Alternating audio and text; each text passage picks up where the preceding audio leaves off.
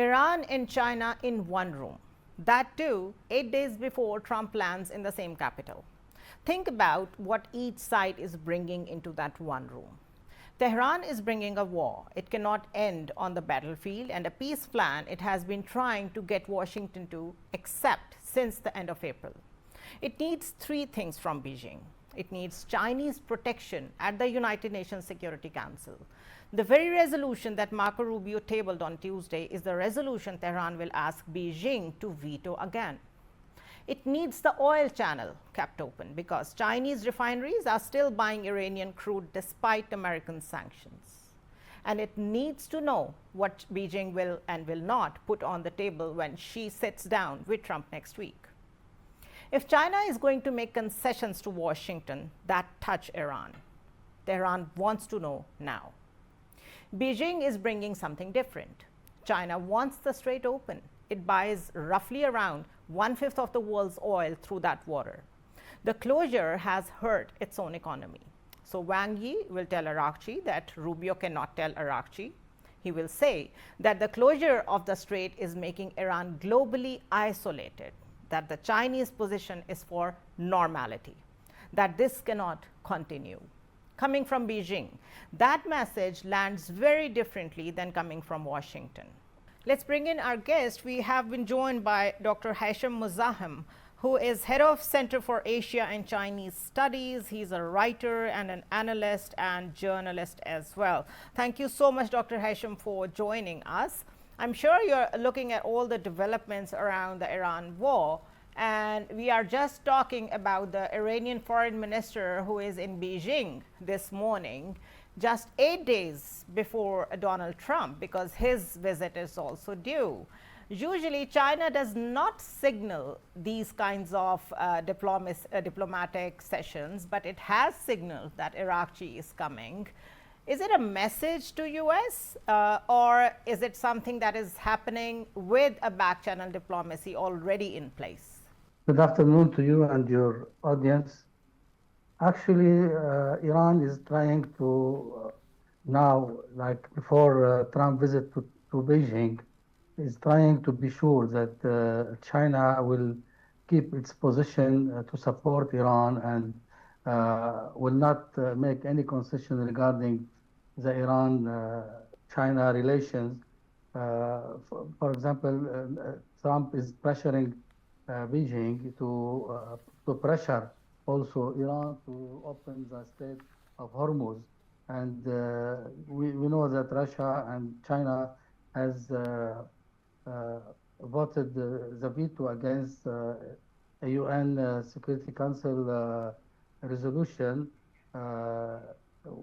last month, which was condemning Iran for closing the Strait of Hormuz. Mm-hmm. So Iran wants that China will not change its position during Trump visit, and she wants also to keep its you know that Iran has like a 25 years partnership, trade and commerce agreement with China, and it is part of the BRI initiative.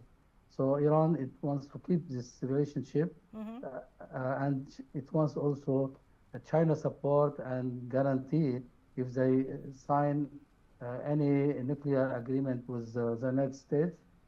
It needs China and Russia and other Pakistan and other international parties to guarantee this agreement. Right. If we do the maths, I was looking at the oil flows, which China definitely wants it open. The 1/5 of almost China's oil is coming from Iran. 80% of Chinese industry is running on Iranian oil. If I widen the lens to what each side wants, Araghchi needs Chinese cover at the UN. It also needs oil being sold to Chinese. So there are stakes involved of all the parties. Do you think that China is as much affected by this war as Washington is or as Iran is? Or is Chinese mediation something that Washington would expect or accept? China is trying to balance its position regarding the war on Iran because it has a very good relationship with the Arab Gulf states and it has this partnership with Iran. It buys oil from all the parties from the Gulf, from Iran and from the Arab Gulf. So it relies on both sides. It wants to keep this balance in this relationship, as well as its relationship with the United States, because the United States is the best or the like customer of the Chinese products. So it cannot upset or the United States for the behavior of Iran, and also it knows that if the United States will defeat Iran and it will control the supplies of oil from the Strait of Hormuz or from the Gulf, Persian Gulf, it controls the Chinese uh, oil supplies. So it will control the Chinese industry section.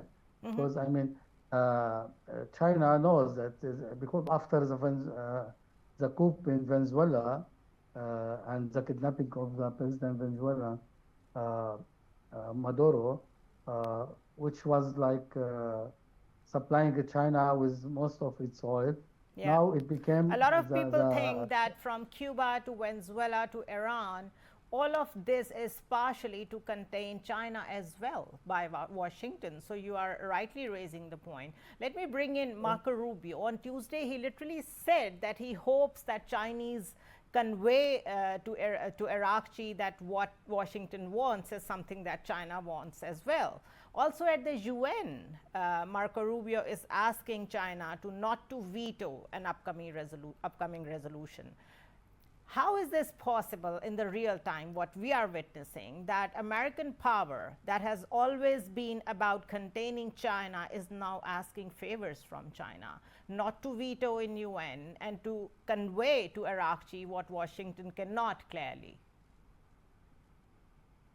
actually the United States is trying to put the ball in the court of China and other international players like Japan and South Korea and the The Europe. global south, you Uh, mean? no, sorry? The global south, you mean? So that the No, whole. I mean the South Korea. South, All right. yeah. I mean, because of the closure of Strait of Hormuz, Trump said many times, it's not our problem. We don't buy the oil from there. China and Korea and Japan and European should help and should open this strait. So now, I mean, because of the rise of oil prices, which affect the American consumer, Trump and Rubio, they want to open the Strait of Hormuz and want China to pressure Iran in this context. And also China is affected by that because, as you mentioned, it exports around 40% of its needs from this region. So there is a common interest, but also China doesn't want like to Iran. She wants to save Iran's face and Iran's interest. She wants like a comprehensive and fair deal for Iran and for all parties. That's why Right. Mr. Wang today, after his meeting with Arakchi, he said we want that the Strait of Hormuz be open and we want the ceasefire will be maintained and will be a permanent ceasefire. So he wants to keep this balance between all parties, so all parties will be happy and win-win solution. Right. Yeah, news are coming in that a lot seems to be now straightened. There is quite an understanding that is happening now. When it is announced, that is yet to be seen. Thank you so much, Dr. Haytham, for joining us. It was a pleasure having you on our show.